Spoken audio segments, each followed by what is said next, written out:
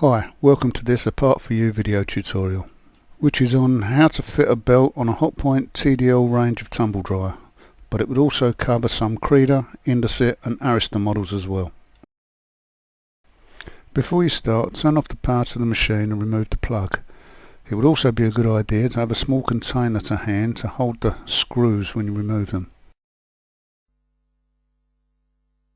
The lid on this machine is held on by 2 screws under the ledge at the back, but some have 3 screws. With this lid you have to lift it slightly and push it backwards, but other models vary in how they come off. This console panel is held on by these 2 screws on the left side. Be careful when you unscrew them that they don't drop inside the cabinet, because they are sited right next to the pointed end of 2 other screws which make them hard to hold. Therefore a Phillips screwdriver magnetic tip would be very handy in a situation like this, especially when it comes to refitting the screws. Pull the timer knob off by using a piece of rag between the jaws of a pair of pliers. This will prevent damaging it. You can now ease the panel to the right and lift it off. The 2 wires on the half heat button just pull off. If you have more than one switch, then label which wires fit each one. It's not important which terminal on the switch they fit on, but it is important to get the correct switch. Undo the screws holding the door lock in place. It's easier to remove it now while the panel is still attached to the cabinet. The switch cables are normally held by a piece of wire attached to the panel, so it will stay put when undone. The kick strip just pulls off. Grip either side and ease it out. There's a number of screws on the bottom of the front panel that need to be removed, and it's better to take them out first before the top one so you can hold the panel and save it from falling if needed. Don't undo the screws on the far outside of the silver panel, they hold part of the cabinet together. That's not to say the machine will fall apart if you do remove them, but it could make refitting the front a little more awkward.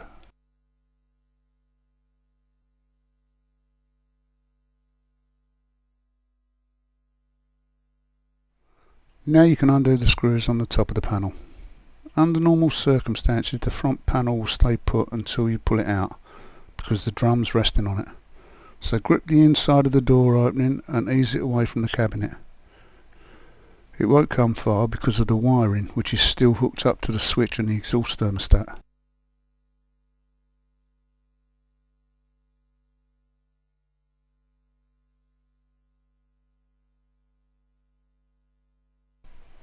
Untie the switch wires and unplug the thermostat wires. Now it can be put to one side. Remove the internal air ducting tube and put that to one side also. That will be refitted from the back when the machine is reassembled. You'll always get a build-up of fluff in tumble dryers, and this one's no exception. So remove as much as possible by hand and vacuum the rest out. It really is good policy to clean the inside of the cabinet as thoroughly as possible before reassembling it after a repair of any kind. It may well have been the build-up of fluff and grit that could have stopped the drum from turning and caused the belt to snap in the first place. Run a cloth over the drum as well, because this will also have a layer of dust on it. This Hotpoint tumble dryer is one of the stretchy types that fit directly around the drum and the motor pulley. But there are ones that use a tension pulley or pulleys to take up any slack in the belt. Loop the new belt over the front of the drum and slide it back to the mark left by the original belt. Now stick about 3 pieces of tape over the belt and onto the drum. This will hold it in place if you need to turn the drum while fitting it to the motor. The easiest way to find the part you need is to just enter your model number in the search bar on our website at apartforyou.co.uk, and a list of parts for that model will be displayed.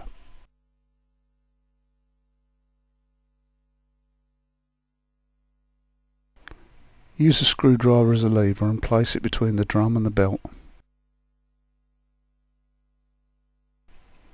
Hook the end of it under the motor shaft and lever the belt down.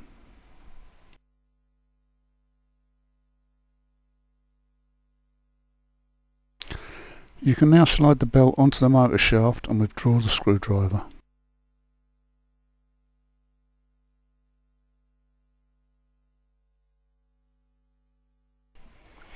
Rotate the drum a few times to line up the belt on the drum and the motor.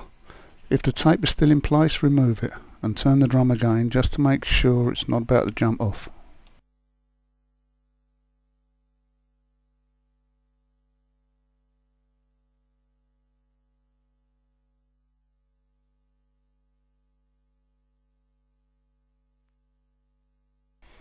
Make sure the exhaust vent area and thermostat are clean and clear of fluff.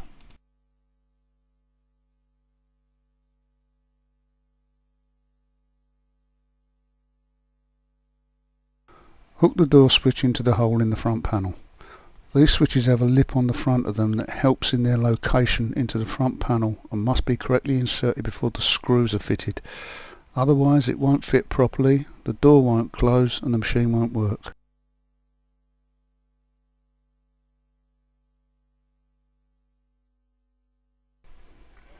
When the switch is in place, you can fit the screws. I'm standing behind the panel to do the screws up for the sake of filming, but you'll be directly in front of it and it'll be a lot easier from that angle. Although you will have to hold the switch with one hand while you put the first screw in.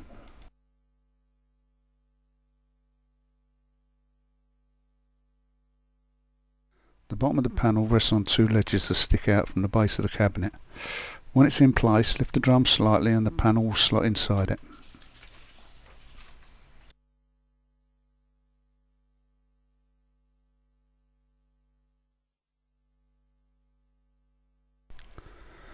When you have the panel sighted correctly, fit the screws along the top first. This will hold it in place for you to refit the ones underneath. The lower screws are normally located in the same position as the ones on top.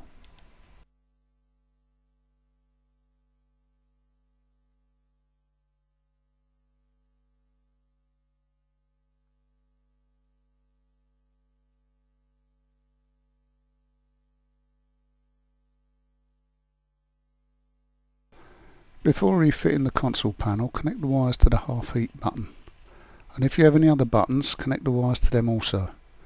You should have labelled which ones fit each button when you remove them. This lip on the fascia panel hooks into the cabinet just here. Hook it on and replace the two internal screws. Be extra careful when replacing these screws that they don't drop inside the cabinet, or you may have a job retrieving them. Another plus for a magnetic screwdriver tip.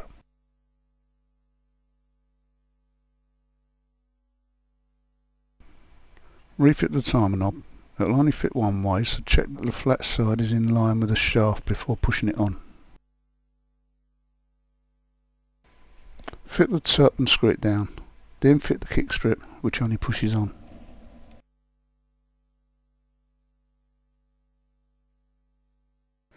Just one job left to refit the vent pipe. Remove the collar and slide the tube into the machine. You'll probably have to put your arm inside the tube to get it to fit properly on the exhaust section on the front panel.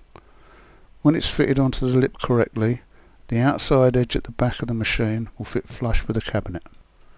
I've tilted the tumble dryer forward so you can see what's happening, but you wouldn't need to do this. When you put your arm through the tube, you can feel the lip on the exhaust manifold on the front panel. This makes it easier to fit. Replace the collar and fit the screws.